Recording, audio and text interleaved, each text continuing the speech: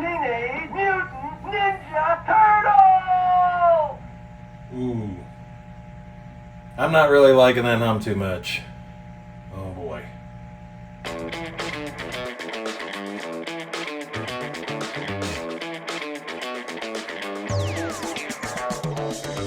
Hey everybody, it's Lebo with Lebo's Pinball, and yeah, there's a hum that this game now has. If you were watching some of my earlier videos on working on this Turtles game, we put in a new color DMD to replace a different LED DMD that was working fine, but you just wanted to upgrade it to one with color. And at that time, we ended up having an issue with the power supply that was on this game, so we put a new power supply in it. But when we put a new one in, it's just sort of known some of the replacements tend to have a little bit of a buzzing sound, at least from what I could tell.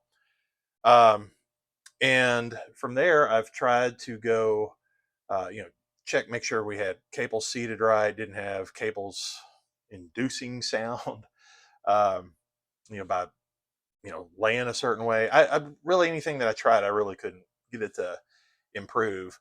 There is a high voltage part of the circuit of the power supply that is designed to provide a higher voltage for the DMD, for the original DMDs, the plasma ones. LED DMDs, whether the one that I used to have or this color one, they don't use that high voltage circuit. So I actually took the fuse out of that to see if that was the source of the problem, because my old power supply didn't have that part working at all either. It did make a difference. Wanted to rule that part out. And the only other resort that I know of right now, based on what I've seen others do, and I'm going to try it today, is to take a completely separate power supply, basically one that is designed for computer. Got one right here. This is an ATX style power supply, and this power supply has the outputs that would be necessary to drive the sound card, which is located in this proximity behind the back glass. We're going to basically add this on to get it to be powered on when you flip the switch on. And we will run wires up and into a connector and have that drive power for the soundboard instead of pulling power off of the game's normal power supply to give it power. And that is supposed to isolate all the noise sound stuff that's going into the sound card and just separate that out. So that's what we're going to do. I don't really kind of like doing a hack like this. That's really what it is. But I'm going to try to make this as kind of a clean approach as I practically can. And what I mean by that is I'll build a connector. Happen to have some connectors that'll fit that board.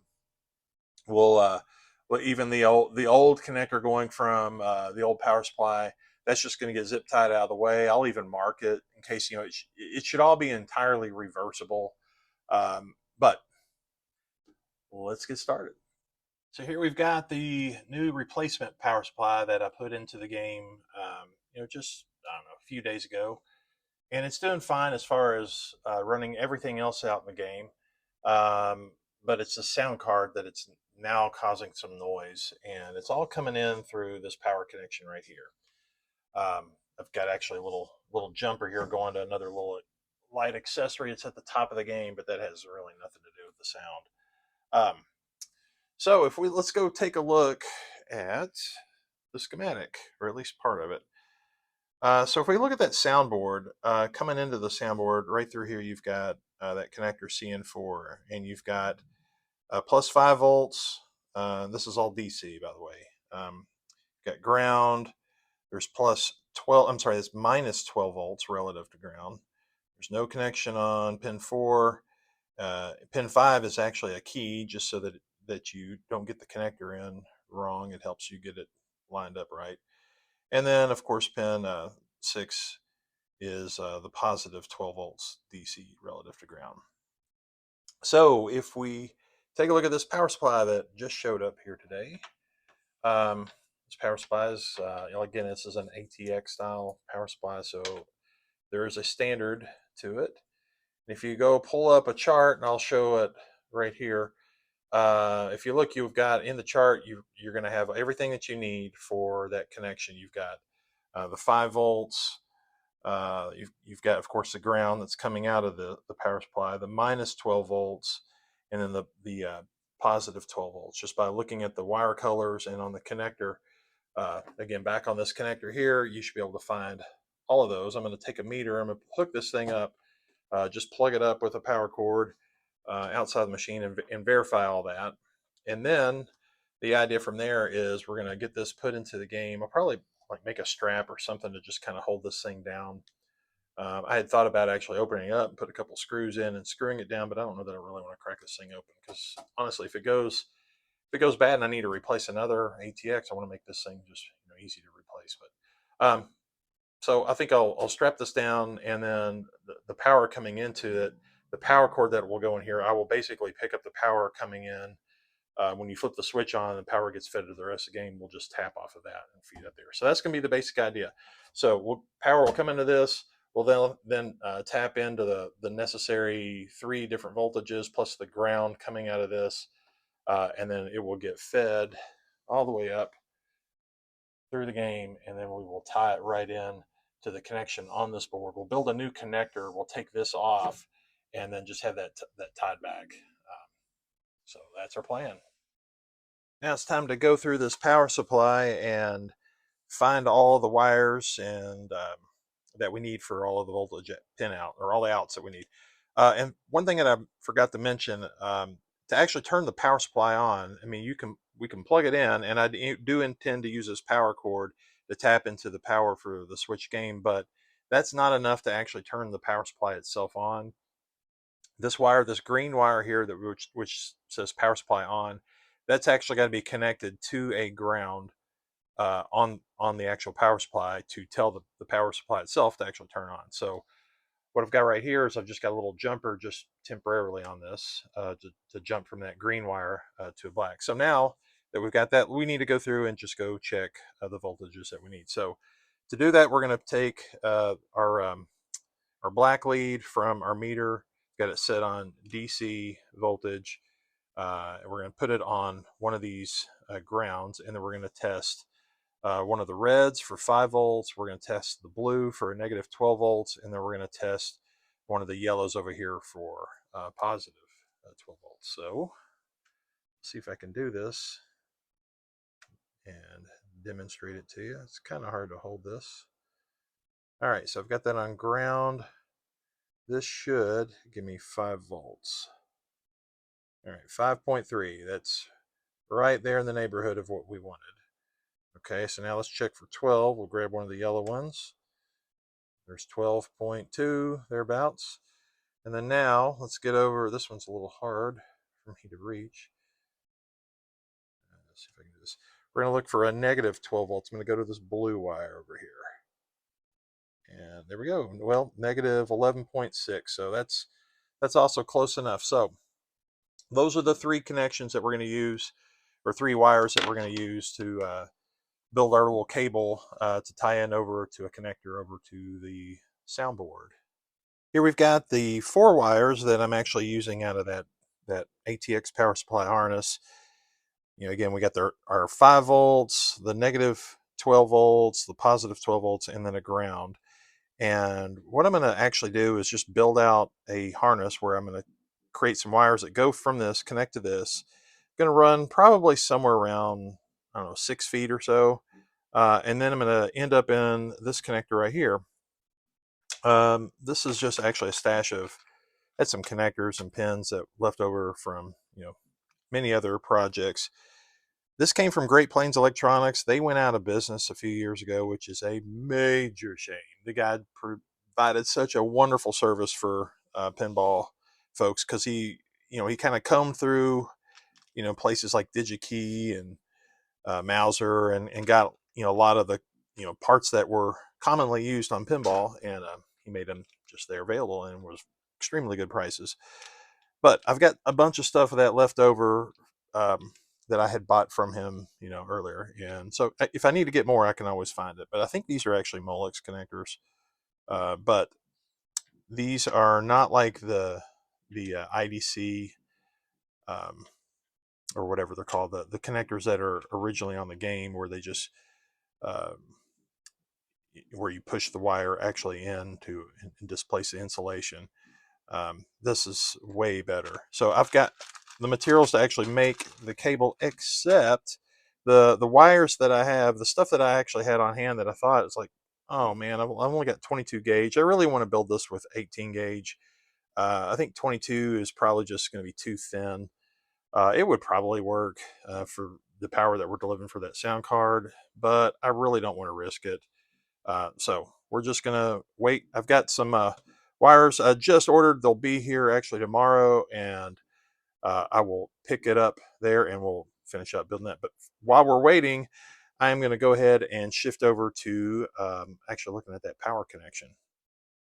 So I've placed the power supply just in a spot here in the cabinet that, I don't know, it looks like it's probably a decent place for it. It's not in the way, not crimping wires over there. It's probably a decent spot. And I will probably just build maybe some kind of a bracket or some sort of a tie down, maybe put a couple hooks in a zip tie or something just to hold this thing to where it's just secured down, not moving around. And this end here is, of course, where I'll build my harness and have it coming up through the back box and leaving plenty of slack so that you can still fold the head down and all that. And then from here, we're going to go ahead and run the power cable, run it down this way. And what I want to do is I want to tie into this whole little junction box. It'll be a nice, clean, safe place to go tie in power. I did that actually once before. You'll see this little power adapter that I've got. That was for some under cabinet lighting that I did, which I could have probably tied off of, power coming off the card, but that's just even more stuff just pulling off the card. I'm actually still pretty pleased that I did that, having that separate supply. So now we've got yet another separate power supply that we're going to do. So what we'll do is we'll actually use this power cord that came with the power supply. We'll clip off the end and find the hot, neutral, and ground, and then just tie them in appropriately here at the box.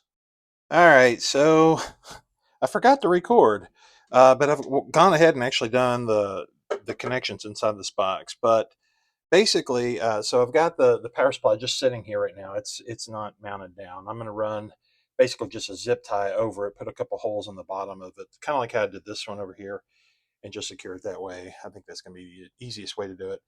But basically, this power cable had to strip the ends off of it. Inside of it, instead of the normal black and white wire, black for hot, white for neutral, there was a blue for hot and a gray for neutral. So, anyways, I tapped those in to the wires. If you're coming off of the switch, I think it's a double pole or double pole, double throw, I guess is probably what you call it, switch. So there's two wires that come straight off the switch. And those are the ones that are coming all the way to this connector here. I could have actually taken this and then just, cut and splice in here. I just didn't want to do it here where it was all exposed. That's why I did it inside here. So anyways, the wires, the hot and the ground, basically the blue and the gray that are inside this power cable, which could have been black and white if you're doing yours on another game, just tapped into the black and white wires that were coming off the switch here. The green wire, which is the ground that also goes to this, I've got it tied into the ground coming straight off of the power cord coming into the game. So that ground that it sees is straight the ground coming right off out of the wall. So and I've tested it, I've powered it up, and it's good. We got the fan blowing here, and power supply is coming up just fine. So next step is just to build out the rest of this harness. The wire that I need for making the cable showed up today, so now we're going to proceed with putting this together. And I got everything just color matching, so I'll just basically extend all these colors all the way up to the connector, and then I will use this connector, like I mentioned earlier, to actually go build out the one that plugs right into the board. So I've kind of drawn out here, what goes to what, and I'll pull up the diagram here in just a moment. So I got the wires cut, and I've already gone ahead and soldered it down on one end here of the power supply. Let's see if I can show that here. There you go. So I've extended all the wires, like I was saying earlier, the same color, just they're now longer.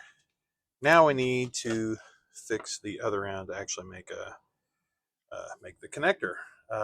So this is a 6-pin Molex connector, and this is just like the ones, or well, at least it should fit exactly like what's in the game. I've already put together one of these pins on the black wire, but let me just show you. Come on, let's focus. That wasn't the absolute best job doing it, but we're going to try this again. So this is a tool that I use for making these. These wires have got this silicone or whatever insulation instead of the normal polyplastic whatever that I like. But this work. So what I like to do, this tool, it's kind of cool because it holds itself. It's a ratchet, and so once you get all the way to a certain point and you squeeze it, then it releases. And what's nice about that is that it kind of helps you free up a hand. So when you only have two hands, and I don't have any three-handed people out there watching this video, when you when you need an extra hand, a tool like this is kind of helpful. So what I'll do is, if you notice, you got one side that's just a little bit bigger than the other. I will get this just in here, just barely, like one click. And the reason for that, come on, all right, there we go, one click, is just to get it to hold it. And I want to be able to slip this wire in here, and I want to get the insulation crimped on one side of it and the conductor slipped into the other part of it. And this wire is a little bit hard. Okay, there we go. I think the whole thing rotated on me a little bit. It did. Dang it. Actually, that's not so bad. Now the crimp right here on the conductor, man, this is hard. Let's see if I can get this to zoom in better. Put my ugly hand here, it might help. The crimp on the actual conductor part is okay. The crimp around that insulator's all right. Not wonderful, but it'll do. All right, so I'm going to do the rest. I went ahead and got this black one done. I've got the red one. I've got two more to do. And then after this, then we will find where they go onto this, just looking at that schematic one more time. Looking at the schematic one more time, we've got this right here. So basically, you've got the 5-volt is going to pin 1. Ground is pin 2. The negative 12 is on pin 3. And then the positive 12 will be on pin 6. So all right, let's kind of zoom back out here. I wrote this down actually on my little chart here. So pin 1 is going to be here. The red wire is going to go into the pin 1 location. So where is 1 on this? So what you have to do is this whole little hook, this goes into the board that way. And so 1, I mean, that way, I mean, if we were looking at the board, this would be there towards the top. So 1 is going to be on the far right. And then you got 2 through 6 the rest of the way. So what we need to do is find pin 1, which is the red wire, and the bottom side of this connector. See these little slots right here? All those slots are supposed to be, I can show this again. This is not the best video work here. Oh, come on. It keeps wanting to zoom and do some weird stuff. Come on, if we can focus, that would be wonderful. There is a little locking little tab that comes up, and that's what's actually going to lock into that slot. So what we're going to do is, here's 1. We will point that down so that it's in there, and then we will give that a push until it locks in place, and then give it a tug. And there we got it. All right, so let's just proceed with the rest of them. Here's the cable all put together, all the wires going into it. There's one last thing that I want to do. If you look again on this the schematic, you see pin 5. It says key, and what that is it's just basically it's just keeping you from, it's a key to keep the right connector going into the right position, so that you don't have, if you've got certain combinations of pins that are just like others. Whoops, what am I doing? It's potential you could actually mix up connectors. Now I don't know that we've really got that problem here, but I want to just do this anyway. So what you got to do is just push that in, and then that will basically mean that a connector that's only this pattern can only fit a header that matches it, that will go that way. So anyways, that's the whole idea. I think this is now ready to go, try to go mount the game and see what happens. Here's my new cable coming up from the bottom. I went ahead and just placed the, you can't see it very well, the power supply is just sitting down at the bottom for now in the cabinet. But I fed the cable up through the bottom into the head, and you can see this is that key that I was talking about. So you've got that one pin that is missing, and you've got the plug there. And so there's all the little lock mechanism that's on that. So what we should be able to do is just line this up and get this to zoom in a little better. And just push it in. Again, I had that one little extra jumper piece there to feed some power to that other little accessory that I had. All right, so that's connected. That's down at the bottom. Let me kind of pull some things. I need to close the head, pull the playfield up, and get the that power supply connected back to. We'll test it and see how it works. Now I got the power supply just sitting there again, and there's the cable going up, and we've got the power connected. So now let's set the playfield down, power it on, and see what happens. All right, so here is the moment of truth. Let's turn the power on, see what it's like. Teenage Mutant Ninja Turtle! All right, this is great. There is definitely no more hum. We completely eliminated it. All right, so that worked out great. All right, so I'm going to just kind of button things up, but folks, thanks for watching. That's basically the idea with this. And if you got a hum on your Date East game, this may be a way that works for you to just eliminate it. So thanks for watching. See you next time.